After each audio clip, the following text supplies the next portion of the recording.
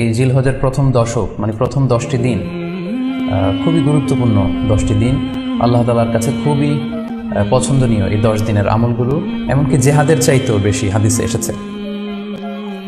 এবং কালামুল্লাহ মাজিদে আল কোরআন আল কারিমে আল্লাহ তাআলা এই জিলহজের প্রথম 10 দিনের শপথ করেছেন। এই 10 দিনের এবাদত আল্লাহ তাআলার কাছে এত বেশি পছন্দনীয় হওয়ার কারণ হচ্ছে এই 10 দিনে আল্লাহ তাআলা উম্মাহাতুল ইবাদাত অর্থাৎ যত মৌলিক ইবাদত আছে সবগুলো মৌলিক ইবাদতের একটা সমন্বয় করেছেন জিলহজ মাসের এই প্রথম 10 দিনে, যেটা বছরের অন্য কোনো সময় কিন্তু পাওয়া যায় না।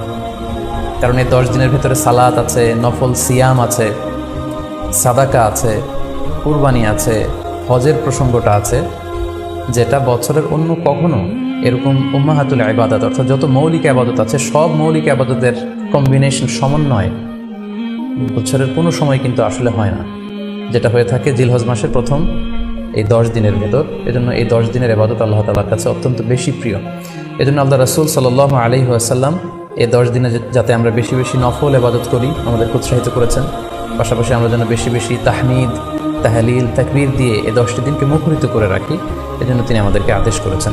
এজন্য এই 10টি দিনে আমরা যেন বেশি বেশি সুবহানাল্লাহ ওয়ালহামদুলিল্লাহ লা ইলাহা ইল্লাল্লাহু আল্লাহু আকবার এই আজকারগুলো যেন আমরা বেশি বেশি পড়ি।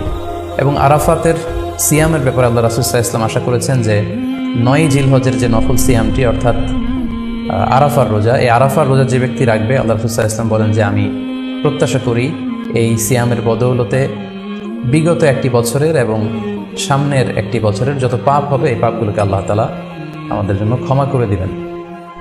এবং জিলহজের 9 তারিখ ফজর থেকে কিন্তু আমাদেরকে ওয়াজিব তাকবীর পাঠ করতে হয়, আমরা জানি সেটা শুরু হয় আরাফার দিন ফজর থেকে। 9 তারিখ ফজর থেকে শুরু করে 13 তারিখ আসর পর্যন্ত এই তাকবীরগুলো প্রত্যেক সালাতের পরে পড়া আমাদের জন্য আবশ্যক। আমরা যেন এই নফল আজকারগুলো, এই নফল তাকবীরগুলো যাতে আমরা বেশি বেশি করে দেই।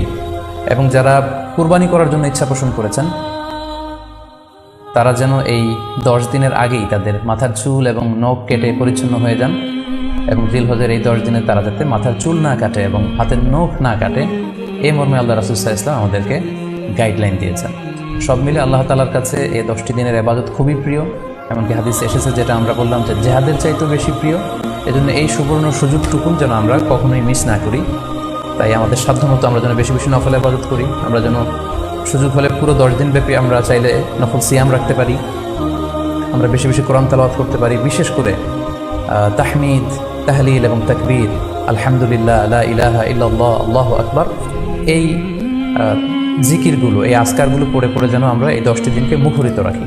আল্লাহ তাআলা জিলহজ মাসের যে মাহাত্ম্য এবং বারাকা তিনি আমাদের জন্য দিয়েছেন, এগুলো যেন আমরা বেশি বেশি হাসিল করতে পারি। আমিন ইয়া রাব্বাল